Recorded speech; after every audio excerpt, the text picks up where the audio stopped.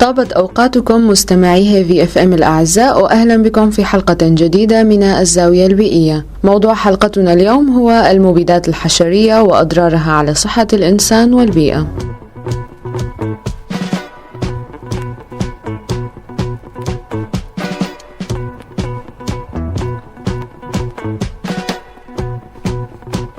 مستمعينا الأعزاء، بداية كتعريف للمبيدات الحشرية، هي المواد الكيميائية التي تقتل أو تمنع أو تحد من تكاثر وانتشار الكائنات الحية التي تنافس الإنسان في غذائه وممتلكاته وصحته. وبالنسبة للأضرار المباشرة والغير مباشرة للمبيدات الحشرية، في الحقيقة مستمعينا لا يمكن حصر الأضرار الجسيمة والمخيفة التي تسببها المبيدات الحشرية للإنسان والبيئة ولكافة أشكال الحياة، كون هذه الأضرار متباينة في زمن ظهورها ومختلفة في شدة ضررها بين مختلف الكائنات الحية.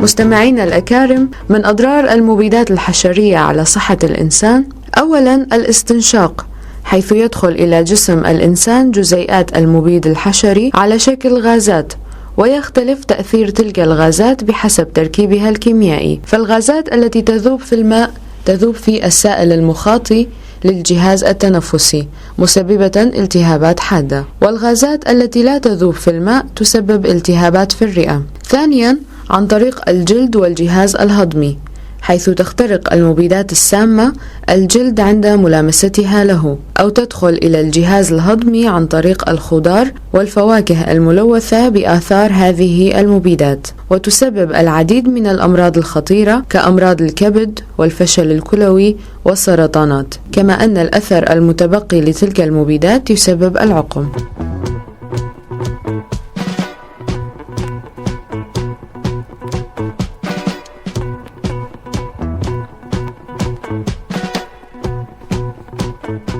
مستمعينا الأعزاء، من أضرار المبيدات على التربة والبيئة، تعتبر المبيدات الحشرية من أخطر ملوثات البيئة والتربة، ويؤدي الاستخدام المتكرر لهذه المبيدات في النهاية إلى تدمير خصوبتها وتلوثها وتسممها الحاد بالمبيدات، وعلى قتل العديد من الكائنات الحية النافعة وتدمير التنوع الحيوي.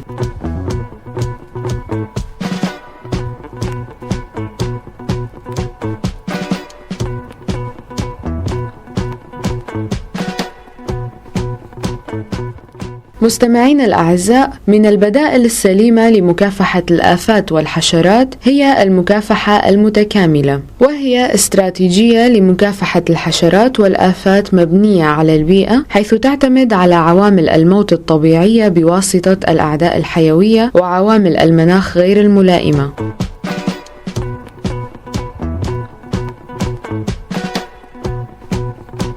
ومن طرق وأساليب المكافحة المتكاملة، أولاً الطرق الزراعية، وذلك باستخدام الأصناف المقاومة من البذور الزراعية والأشجار، وإتلاف بقايا المحاصيل ونواتج التقليم للأشجار والثمار المصابة للتخلص من الحشرات.